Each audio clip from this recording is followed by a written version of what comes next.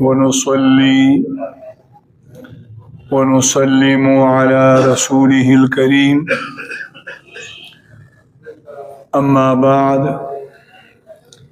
فأعوذ بالله من الشيطان الرجيم. بسم الله الرحمن الرحيم.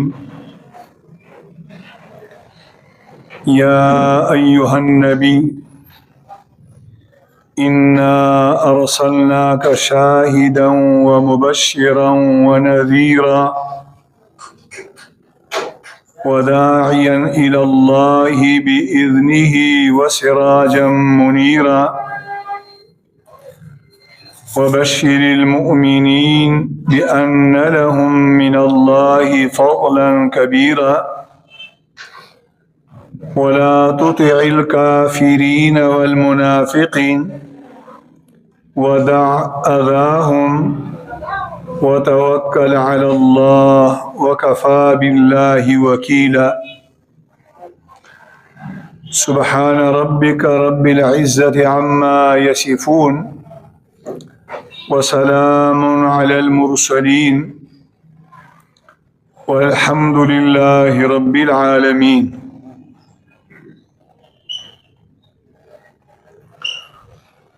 دا نبی اکرم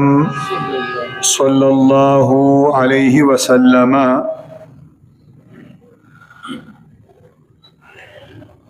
عمر مبارک چې 25 کالو ته ورسېده نو لومړنی واده یې وکړ.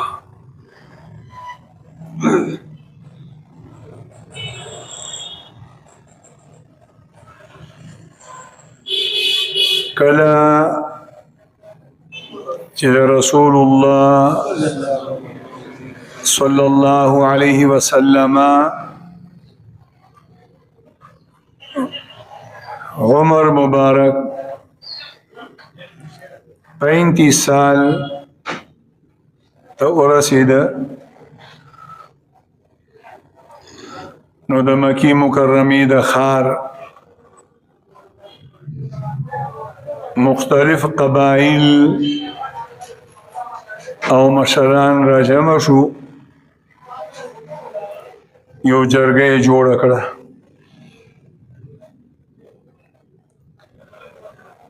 او په هغه جرګه کې په دې خبره مشوره وشوه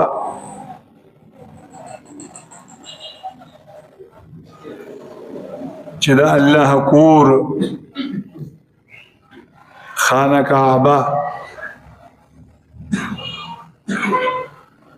د دې بلډینګ او د دې آبادی سره شوې ده.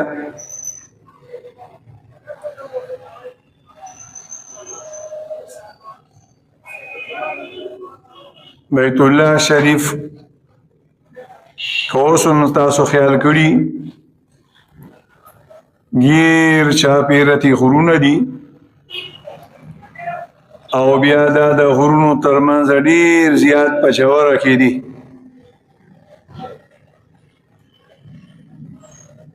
بارانونه به چې کېدل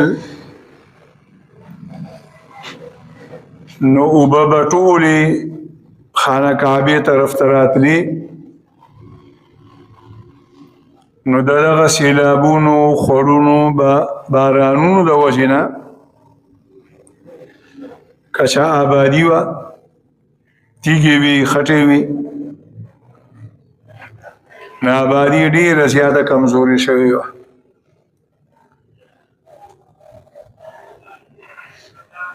نو وایي د دې تجدید پکار دی، د الله کور دی، د دې د جوړولو فکر پکار دی. په مشوره باندې اتفاق راغی چې صحیح ده.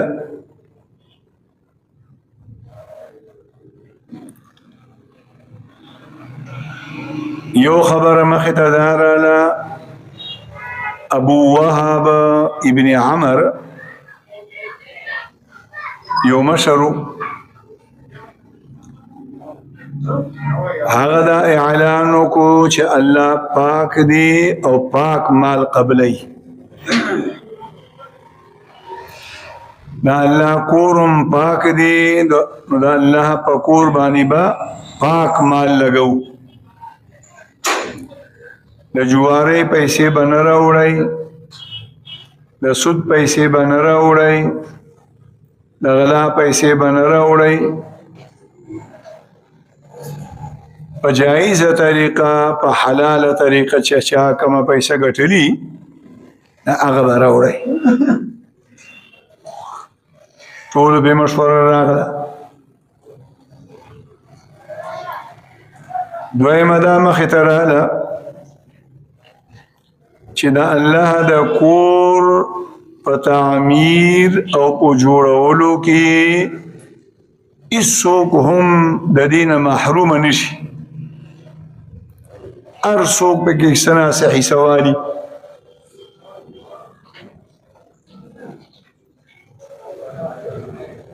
نو د بیت الله شریف د کوټې په حصو کې تقسیم کړه د دې ځای د دې ځای پورې به فلانې قبیله جوړوي د دغه ځای نه د دې ځای پورې فلانې قبیله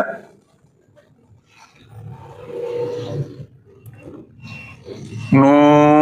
د سوچ او د فکر خبره ده چې د جاهلیت دور دی د جاهلیت زمانه ده د عیسی علیه السلام د دین نخې بالکل ختم شوي دي او بل دین او بل پیغمبر دنیا ته لا نه دی راغلی او د مکې مکرمې ښار په هغه زمانه کې د هر قسمه ګناهونو نه ډکو لیکن بیا هم سره د کفر او د شرک نه د دې خلکو د عقیده او نظریه وه چې د الله د کور په جوړولو کې پاکه پیسه لګول پکار او د الله جل جلاله کور جوړول دوی دومره لوی د عزت سیز ګڼلو چې هیڅوک هم دې نه محرومه نشي هر څوک پکې څه نه څه عیسه والي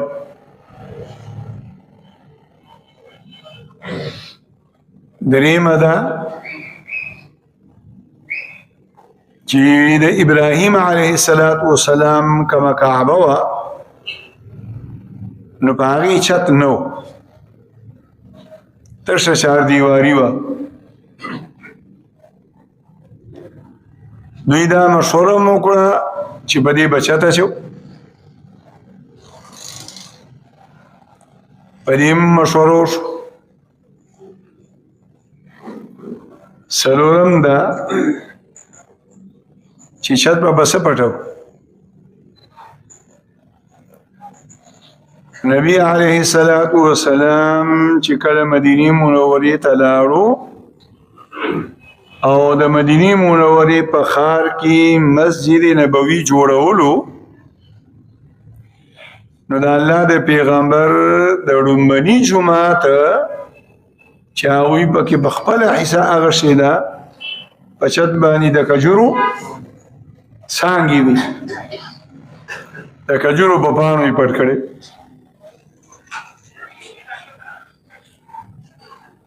نو جومات دی د کچو خور نه جوړي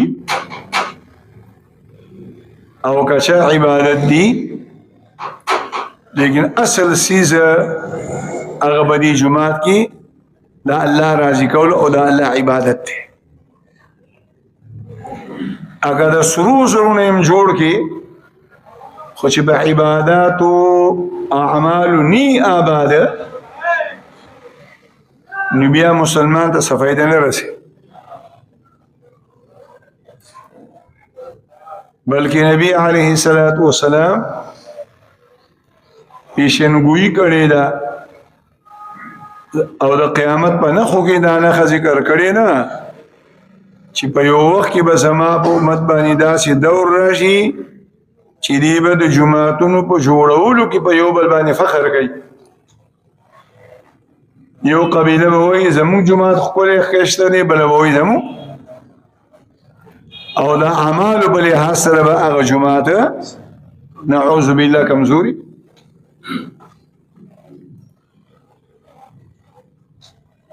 نو دا مشوره وشوه چې چت پکار دی. دی زمانه کې مکې مکرمې ته اطلاع راغله، خبر راغه چې د جدې د سمندر د بندرګاه سره یو تجارتی جهاز د اوبو جنګېدلی دی، او هغه د هغې چې کوم اوزار دي هغه لګیا دي خلک یې خرڅوي. نو د مکې مکرمې یو سردار دی ولید ابن مغیره، هغه لاړو او د هغه جهاز د لرګي تختې یې راوړلې د کعبې د چت نه پټولو لپاره.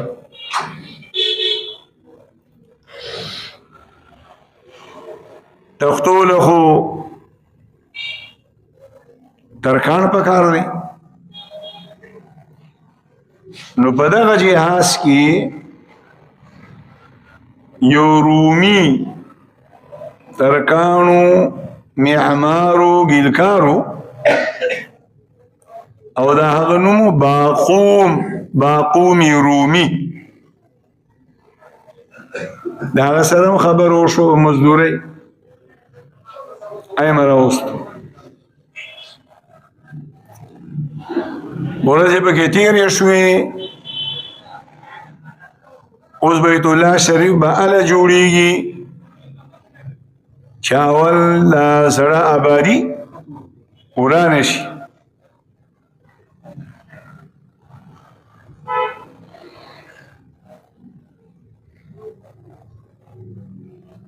اسلام نو، دین نو، ایمان نو، قرآن نو،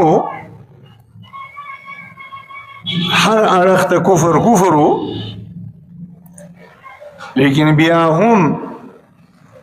په دې خلکو باندې د الله یره دومره غالبه وه، نیوي چې د الله کور ورانول به دا د ځان تباهي ده، به د الله کور ورانول دي او عذاب راتلل دي. نو د یرې نه هېڅوک نه و تیار چې شروع به بېڅوک. نو دغه ولید ابن مغیره راغه، کولاله یې راواغشته، د حجر اسود او د رکن یمانی ترمنځه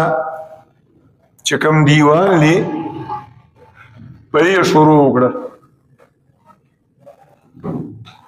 او د گزار سره یې دا جمله ووې: اللهم لا نريد الا الخير، اللهم لا نريد الا الخير. یا الله مون چې ستا دا کور ورانو بغیر د خیر نه بل زمون هیڅ غرض او اراده نشته، د خیر اراده هم ده.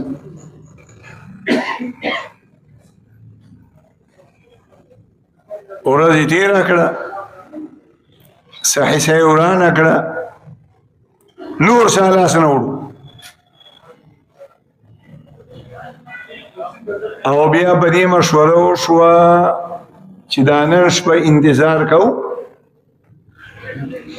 که چېرته به دغه شپه کې په ولید باندې د الله د اړخه څه عذاب راغو، نو بیا به مونږ دا کوم ځای چې وران کړو دوباره به یې جوړ کړو او نور به یې نه ورانو. او که په ولید ابن مغیره باندې څه عذاب رانغه، نو دا به د دې خبرې دلیل او نه ښیي چې الله پې راضي دی بیا به یې وران شپه تېره شوه سهار بیا د انور خطو په ټیم کې ولید کوداله راغشتې وراغه او شروع یې وکړله خلکو چې ولیده چې دی خو روغ رمټ دی اسم نه دي شوي نو بل یو شو چې الله پاک په دې کار راضي دی بیا ټولو پې شروع کړه او زړه آبادي ورانه کړه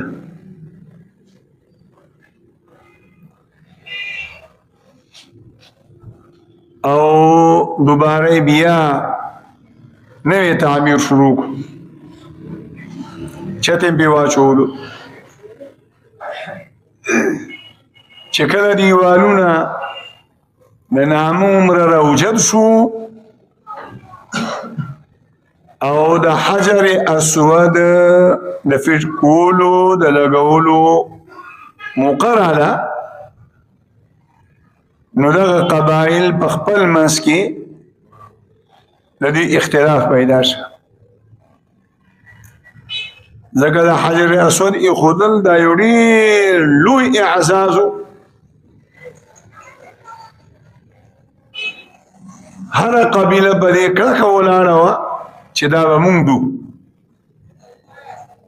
بلې وې مونږ بېږدو تر دې پورې چې ټول حرم یې د اصلي نه ډک او 15 شپږ ورځې په دې کې تېرې شوې او 99% د دې خبرې امکان و چې په حرم کې دننه قتل عام وشي نو د مکې مکرمې په ښار کې د ټولو نه زیات عمر رسیده بوډا ابو امیه ابن مغیره هغه وی زه یو فیصله کوم نو که ستاسو خوښوي هغه یې وکړه وایي فیصله دا ده چې نن لاړ شئ ټول خلک اصلي مسلې هر څه ویسئ او سبا سحر د مکې په اوسېدونکو خلکو کې د ټولو نه اول کم کس چې د حرم په دروازه راننوتو نو بس دا کاڼي به اغږدي د ټولو په دې خبره باندې اتفاق راغی مشوره دننه وشوه بهر خلک نه دي خبر چې څه فیصله وشوه نه چې شپه تېره شوه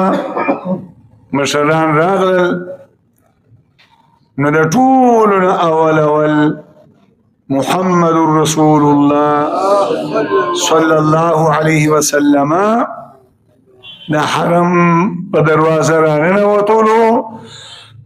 ټولو په یو خوله چغې کړې هذا محمد الامین رزینا هذا محمد الامین رزینا دا خو داسې محمد دی چې دی صادق رښتینی او امین دی بس دې کاڼې کېدي مونږ پې راځي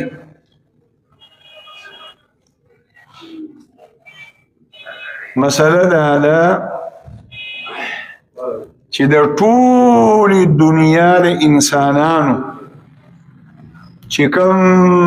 تلي دي کم موجود دي او کم را روان دي د دې ټولو انسانانو عقل چې را جمع کې د یو پیغمبر عقل ته نه رسي خلک وایي که ساینسدانان داسې دي او پلان یې داسې دي الله پاک سنت او عادت دا دی چې کوم بنده ته نبوت او رسالت ورکوي نه هغه ته عقل او سمج د ټولو بندګانو نه زیات ورکړي. نو نبی علیه الصلاۃ والسلام یو ښکلی او ښایسته فیصله وکړه، جنګ یې ختم کړ او ټول خلک یې خوشحاله کړ. او یو څادر راوړی، څادر یې خور کړ او په خپلو لاسونو مبارکو یې کاڼې راواغسته او څادر په منځ کې یې کېښوده. 12 قبیلې وي او بیا یې د هرې قبیلې سردار دی راپاسېږي او دا څادر دی ونیسي. دومره کاڼې نو 12 واړو سردارانو دا څادر ونیولو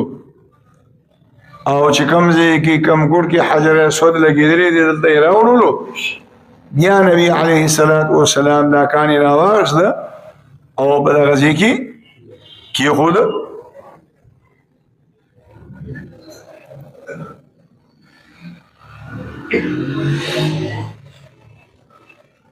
د شریعت مسله ده چې هر نبی او دا الله هر رسول چې تر څو پورې الله پاک ورله رسالت نی ورکړې، د نبوت او د رسالت د میلاوېدو نه وړاندې پیغمبر د الله لوی ولی وي. د قرآن کریم د ګڼو آیتونو معلومیږي او علماء کرام لیکي چې دنیا کې څومره اولیاء تیر شوي دي، موجود دي او د قیامت د ورځې پورې به راځي، د دې ټولو اولیاء ولایت چې راجمع کړي نو د پیغمبر ولایت ته د دې نسبت داسې هم نه وي لکه د اوبو د یو څاڅکي نسبت د دنیا سمندر ته.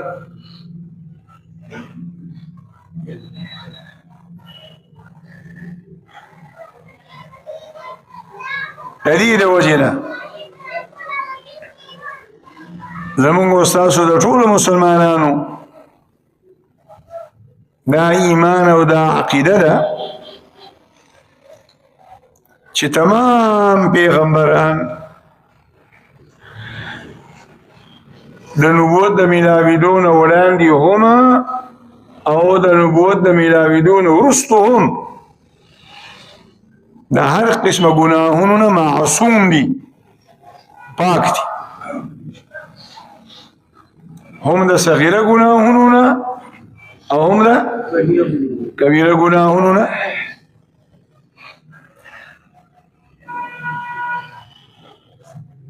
نو د نورو انبیاء کرامو په شانته امام الانبیاء، امام الرسل، امام الملائکه، سید النبیین محمد رسول الله صلی الله علیه وسلم هما الله پاک د نبوت نه وړاندې هم د هرې ګناه نه محفوظ ساتلی دي او د نبوت نه بعد خو دې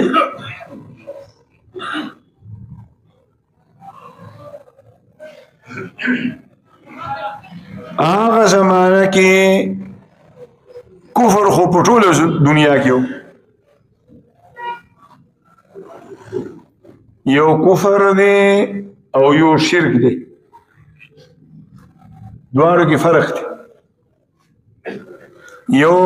کافر دی او یو مشرک دی، دواړو کې فرق دی.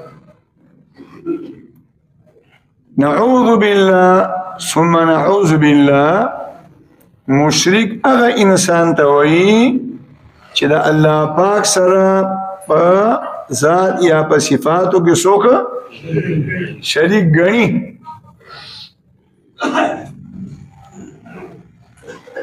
او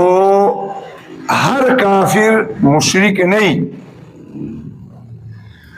یو انسان دی او الله پاک وحده لا شریک ګڼي. لیکن نعوذ بالله دی پیغمبر نه مني نو ته به څه وایي مشرک به ورته نه وایي څه به ورته وایي کافر د مونځ د فرضیت نه انکار کوي د فرشتو د وجود نه انکار کوي نو کافر دی لیکن مشرک نه دی نو د نبی علیه الصلاة والسلام ته د نبوت د میلاویدو نه وړاندې ټوله دنیا د کفر نه ډکه وه لیکن د مکې مکرمې ښار او حرم دا ټول مشرکانو الا ماشاء الله چند شمار څه کسان داسې وو چې الله پاک بچ کړي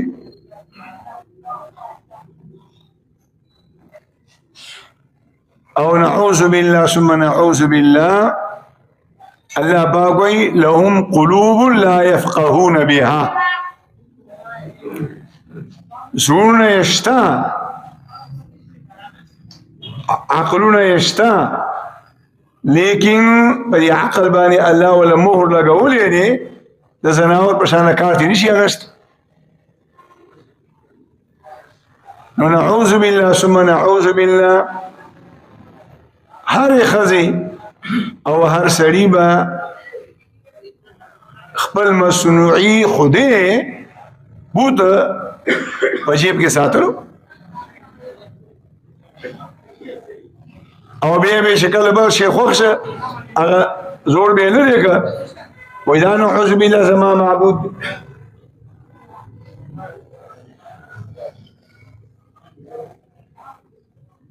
په داسې ماحول کې چې د هر سړي او د هرې ښځې جیب د بوتانو نه ډک او یو سړی د بت پرستۍ نه ځان بچ کړي نه زموږ او ستاسو په عقل کې نه راځي خو دا کار د چا دی د الله دی الله څوک بچ کړي علي رضی الله تعالی عنه فرمای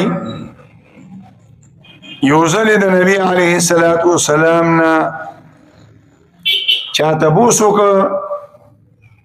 چې چېرته به زندګۍ کې تا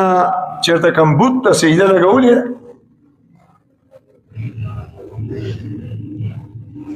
نو نبی علیه الصلاة والسلام وفرمایل ټول عمر او زندگی مې د مکې مکرمې په ښار کې تېره شوه لیکن کله هم نه زه بت ته نږدې ورغلم او نه مې بت ته سجده کړې الله ساتلی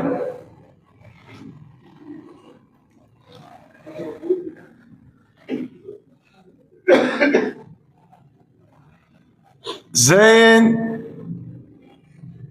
ابن عمر ابن نفيل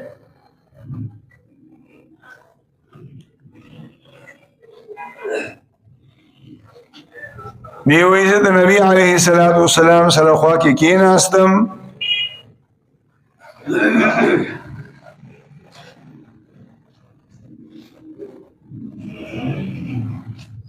د مکې مشرکانو څخه خوراک راوړو او هغه خوراک یې غوښه وه څاروي یې ذبح کړي او هغوی خو به څاروي ذبح کول د بوتانو په نوم باندې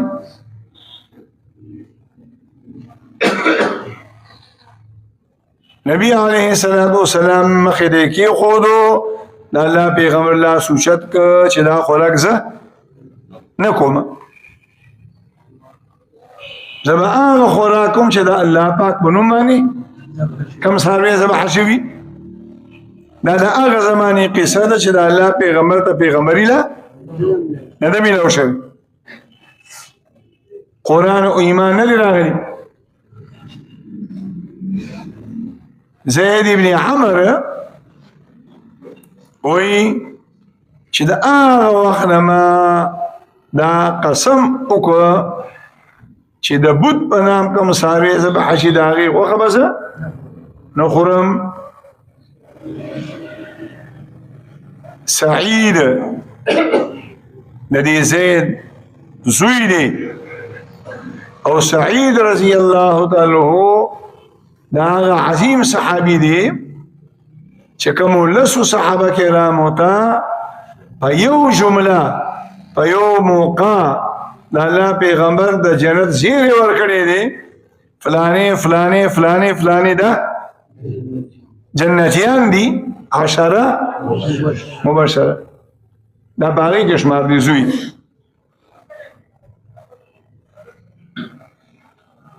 مسله دا ده چې مباشره یوازې دا لس نه دي نور هم ډېر صحابه کرام دي چې هغوی د الله پیغمبر په خپل ژوند کې د جنت زیری ورکړی دي خو دا لس کسان مشهور دي 10 لس مبشره داسې لس چې دوی ته د الله د پیغمبر په خوله د الله د اړخه د جنت زیری ورکړی شوی دی دا په دې وجه باندې مشهور دي چې د دې لسو کسانو نوم په یو مجلس کې د الله پیغمبر ترتیبوار نومونه اغشتي دي فلانه فلانه فلانه فلانه او لسی پوره کړي دي ابي او شداله شو جنتیان دي نو ځکه ورته 10 مبشره وي نو د زید سعید رضی الله تعالی عنہ په دې 10 مبشره وکړي دا زید به د مکې خلکو ته وي چې دا الله بندگان دا ګډ او شیلې پیدا کړي الله ده خالق الله دی او دا چې ژوندې پاتې کیږي د غیا په ذریعه سره غیا مولا الله پیدا کړی دا او تاسو یې سبح کوي د غیر الله په نامه باندې دا کوم عقل زید بن حارثه وی یوزری د نبی علیه الصلاۃ والسلام سره روانو او په حرم کې 2 بوتان د یو بوت نومو اساف او د بل بوت نومو نائله اساف دا د سړي نومو او نائله د ښځې نومو په حرم کې د دوی نه یو ګناه شوې وه د الله د اړخه ورباندې عذاب راغه د هور په شکل کې دا ښځه او سړی دواړه وسوځول تیږې ترې جوړې شوې نو د مکې خلکو په حرم کې دا د عبرت په غرض باندې کېښودل چې څوک د الله د کور ګستاخي بې ادبي وکړي الله پاک ورباندې داسې عذاب راولي او بیا د زمانې د وخت په تېرېدو سره نعوذ بالله یو داسې زمانه هم راغله چې بیا د هغه دواړو تورو تیږو نه د مکې اوسېدونکو خلکو ځان له خدایان جوړ اساف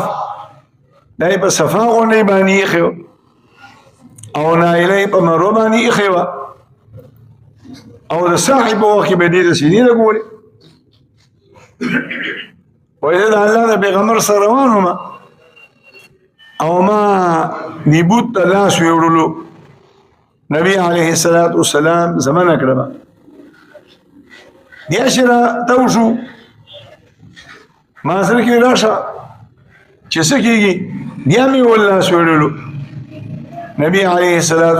والسلام ډېر زیات په سختۍ سره منع کړم وایي د هغې نه پس زه چېرته هم کله بوت ته نږدې نه یم تللی علي رضی الله تعالی عنہ وایي چې محمد رسول الله صلی الله علیه وسلم په یو موقع ماته وویل چې د نبوت نه وړاندې د رسالت نه وړاندې د جاهلیت د زماني کارونه خو ډېره لرې خبره ده وی د جاهلیت د زمانې د کارونو سوچ فکر هم زما په ذهن کې چېرته نه دی راغلی ما سوا د 2 ځلو نه او په هغه 2 ځلو کې ما الله بچ کړی یم خو یو ځل د شپې ناسو کومو ملګرو به چې زما سره یو ځای رمې سره ولې هغې ته مې وي تاسو دلته کې ایثار شئ او زه ځم د مکې ښار ته وایي رالمه او ګرځېدم د یو کور نه د سندرو آواز راتلو تپوس مې وکړه داسې دي وایي واده دی او د هغه واده په خوشحالۍ کې سندرې دي وایي ما هم دا زړه کې وي چې راشه او د دې دیوال نه پورې غاړه کېنه وایي وره وایي چې څنګه زه راغلم او د دیوال په خوا کې کېناستم الله پاک را باندې خوب داسې غالب کړو چې اوده شوم او هغه سندرې یو ټکی مې ونه اورېده او د الله په ذات مې قسمي وایي د سهاره پورې اوده پروت ومه نور راوختو د نور د راختو هغه ګرمایش سره زه راپاسې کړم وایي الله بچ کړم یو ځل دویم ځل چې کله کعبه جوړېده د نبي علیه السلام عمر 35 سالو د نبوت د 15 کاله وړاندې امام تیږې را شړولې لنګ مې تړلی او نور جامې مامې خو په هغه زمانه کې ویم نه د بخاري شریف حدیث دی ابو هريره وایي رضی الله تعالی عنہ په دې خپلو سترګو مې او یا صحابه کرام د الله د پیغمبر په جماعت کې د جمع په مانځه کې د الله په پیغمبر پسې داسې لیدلي دي چې ایک یو لنګ به تړلی نه ټوپۍ نه قمیص نه واسکټ نه جایګ ایس ایک یو لنګ او هغه لنګ هم د چا د پنډو پورې د چا د ګونډو پورې د چا د کم ځای پورې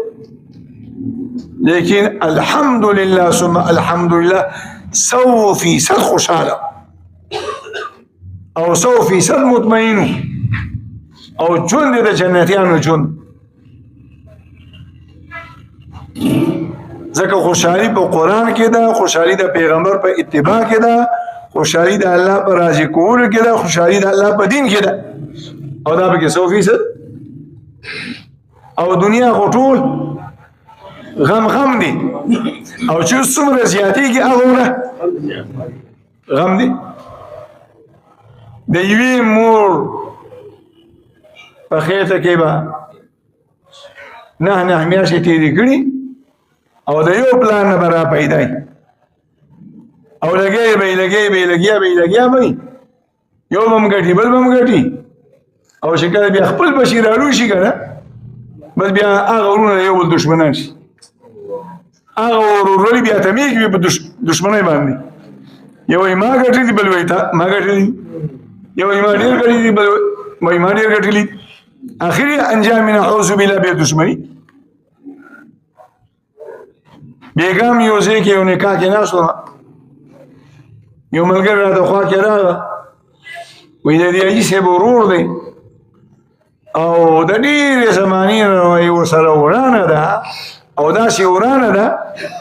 چې په دغه یو محله کې د هغه هم کور دی د ده هم کور دی او هغه نه هغه شته نه ښځه شته نه بچي شته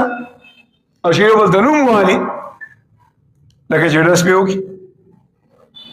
او دشمني په څه باندې په سود زیان باندې او روپۍ کېږي نه تبلیغیانو خبره ټول عمر به څلورني روپۍ کېږي نه ځکه چې څلورونه به او کوشش به کوي چې روپۍ ته یې ورسېږي که نه بیا تقسیم شي څو انې پاتې شي څلور انې پاتې شي بیا دغه څلور رانونه شروع شي نو دا پلار خو بوډا شي بیا قصه چا ته راشي زامنو ته راشي بیا زامن راجمع شي هلکه مونږ به بیل شو او د دې مور او د پلار دا ګور کبت نه څه کوي داسې نه بیل بیا قصه د سره شي نو ټول عمر به په څلورو کې ګرځي خپه کېږئ مه زه او تاسو ټول نو ولې بیا ولې پرېږدو ولې بیا خپل ولې پرېږدو او نعوذ بالله ثم نعوذ بالله د نوم دپاره د دې کلاوې دپاره خلکو د ځان د ښودو دپاره د لور په رخصتۍ کې د ولیمې نه هم زیات تاوانونه کوو چې نوم وشي او بیا چې په کومه ورځ باندې د لور د کور نه رخصت کړو که نه بیا د هغه ورځ د مړو په فریض کې ولیکو لیکو که نه لیکو څوک حصه ورکوي لور ته څوک حصه ورکوي خور ته بس بیا خو مړه شو لاړه د کور نعوذ بالله نو دویمه ده چې لنګ یې تړلی و تیږې راپورته کولې اوږه مبارکه یې لګړه وه نو عباس رضی الله تعالی عنہ ترې ورته وي وراره دا لنګ دې کوز کړه او دا لنګ دې په دې اوږه باندې کېږده دا تیږې دله اوږه خوږئ وایي ما چې څنګه لنګ ته لاس کړه که نه او کولاولو مې نو بېهوشه را پرېوتم او بیا لږ ساعت بس خلکو را اوچت کړه چې کله به هوش کې راغه نو خلکو ته تپوس وکړو څه چلو وایي نور به ځان نه یم پوه شوی خو یو سپین پوسته سړی راغه مخې ته او را باندې چغه یې کړه یا محمد عورتک عورتک عورتک پام کوه عورت ښکاره نه کړي او د دې سره بېهوشه شو د غرض دا نبی علیه السلام او تمامو پیغمبرانو د نبوت نه وړاندې هم الله پاک د هر قسم ګناه نه بچ ساتلي دي ربنا تقبل منا انك انت السميع العليم